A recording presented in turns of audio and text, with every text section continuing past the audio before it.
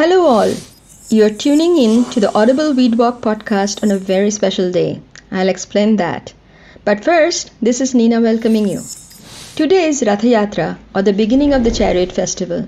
Today, Lord Jagannatha literally translates to Lord of the Universe, a form of one of the trinities Vishnu of Puri temple embarks on this annual journey along with his elder brother Balaram or Balabhadra and his sister Subhadra to Gundicha temple, only 2 kilometers from the Puri temple, and gets back in a few days after stopping on their way back at their maternal aunt's house. Gundicha is the wife of the mythical king Indradamnu of Avanti, which is around the present-day Malwa region of Madhya Pradesh. It is said that the king conceived the icon of Jagannatha while Gundicha, his wife, consecrated it. Gundicha temple is also known as the garden house of the Lord Jagannatha, where they visit annually after recovering from fever. While they spend time in Gundicha, the chariot named as Nandi Ghosha waits at the mazhar of the early 17th century devotee and poet Sala Bega, who was Muslim by birth and was cremated there. There are some nice stories related to this and you can find them online. On their way back, the deities stop at the house of the maternal aunt, goddess Arthashoshini, who at one point had saved Puri from drowning by drinking up half the seawater.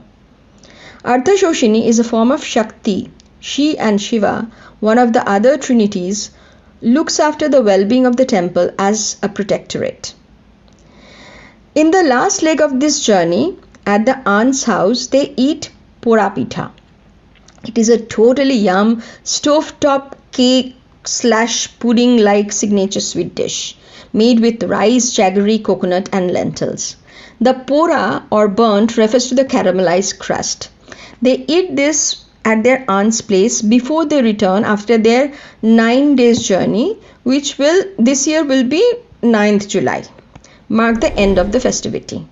What I find fascinating is in such stories is that they are so linked. They transcend region and in this case religion as well.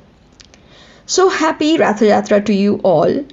Though this festival is associated with the Puri temple, which is the oldest chariot festival that finds its mention in many Puranas, Jagannath temple, some of them very ancient ones also across India, and the newer ones, and ISKCON all celebrate it with much fanfare.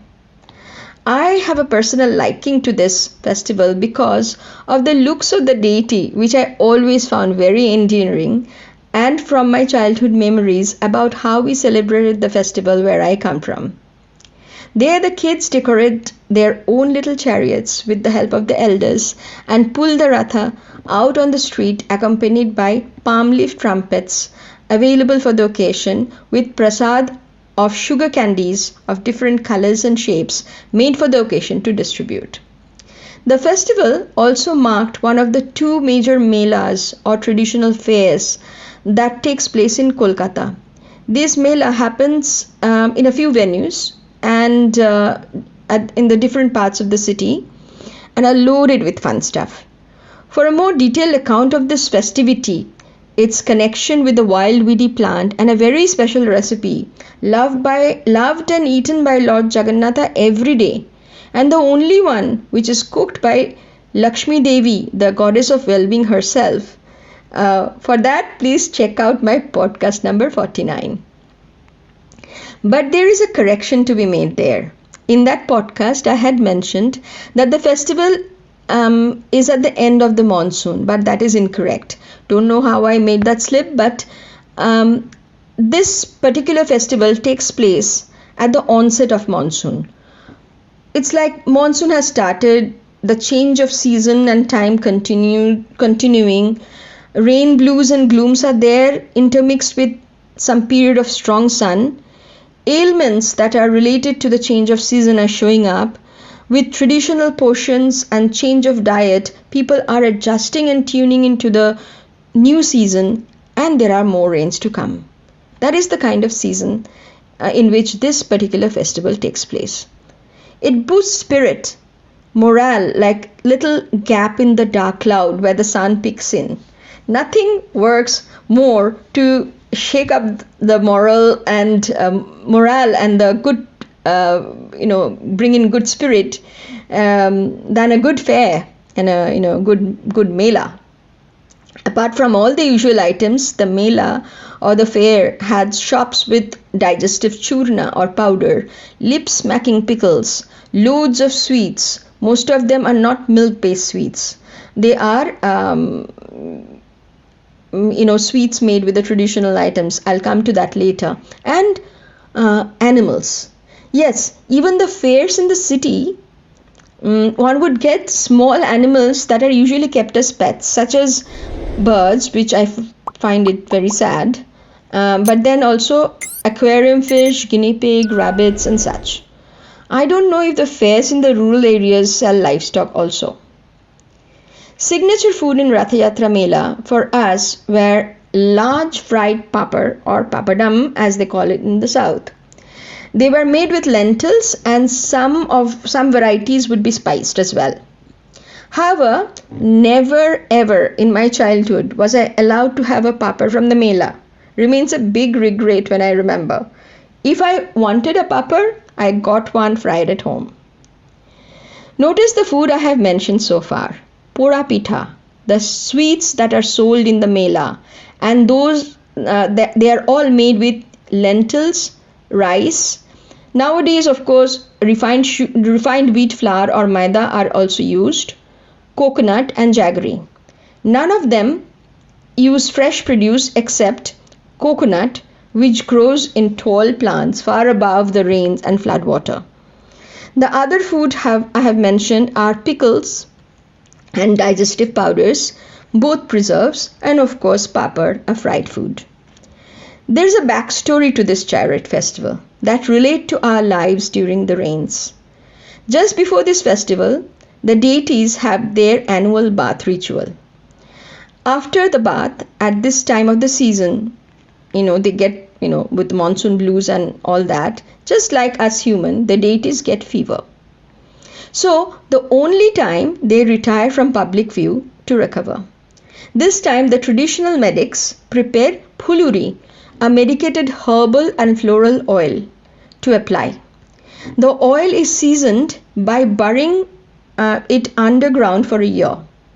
That is, the Puluri that is applied this year was actually prepared last year, and the portion that is prepared this year will be saved for the next. There are other portions offered by the Ayurveds that include Dashamula Modaka, a sweet prepared from 10 or more medicinal roots and herbs, and also Anasarapana, a kanji-like medicated drink to help them cure fast. So sound like the kanji and the potions that I spoke about last few times, right? The annual potions may be similar or different by region, but they are similar in their use of local plants and resources, and several of them are found as wild and a few of them also weedy. This is also the time the deities are treated with Puluri and applied new paint. The natural paint takes 15 days to dry given the weather. These 15 days, the usual bhog or the food prepared for the deities also stops. So, in my podcast number 49, the wild weedy green preparation we hear about that Lord Jagannatha has to have every day also takes a pause and resumes with the Ratha Yatra.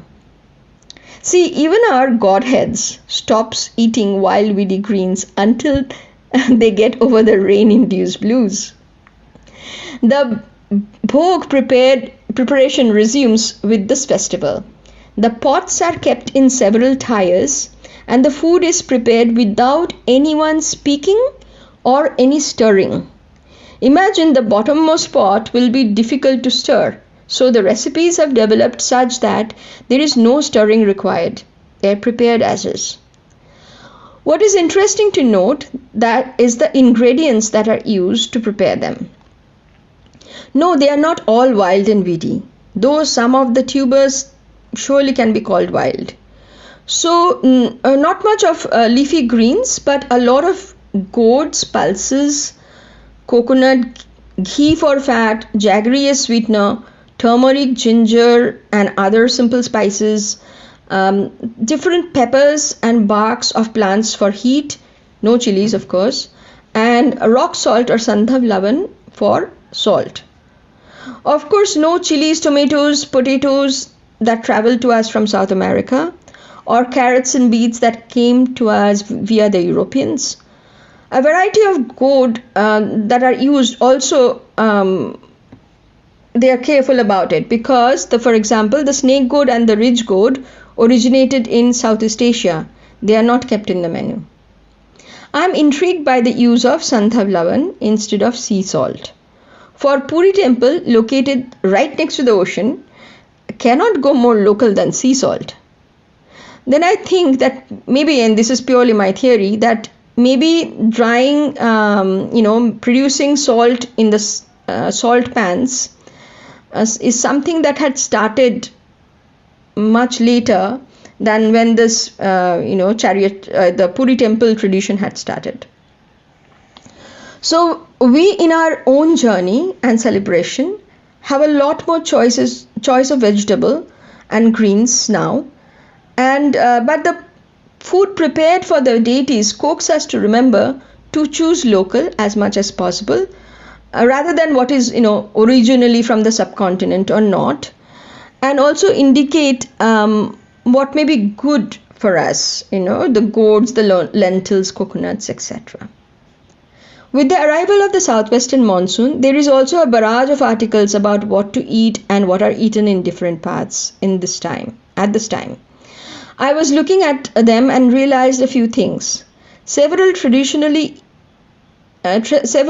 regions traditionally eat a lot more fried foods at this time. Sweet, other fried foods like, what is that? Purple rice, and then there is a variety of food that is cooked in Kashmir during this time. Then there are bamboo shoots in places that are eaten in places where they are easily available. Leaves of gourds like bottle gourds, etc., if they are again available. And in the areas where people eat freshwater or estuarine fish, there is a tradition of eating preserved or freshwater fish simply cooked. I can think of hilsa fish fried with khichdi as a signature monsoon food from Bengal, and like that, bombil or Bombay duck fries from Maharashtra. A spicy hot soup made with sun-dried nakam, a type of fish in Meghalaya. And most intriguing, raw fish preparation from Arunachal called pasa, where the fish is mashed and with spices, coriander, leaves, onion, etc., and are served in a broth which is made of leaves from a tree which is a Phyllanthus family. As you know, Phyllanthus is the same family as amla. See, there is no wild weedy greens or herbs as monsoon delicacies. Here in Tamil Nadu, the monsoon is still a couple of months away, and still we are talking so much about rain. So maybe in my next podcast, I will take a break from the rainy topic and revisit that when we experience rain. So see you next week with a new topic. Any recommendations? You can let me know at audibleweedwalk@gmail.com.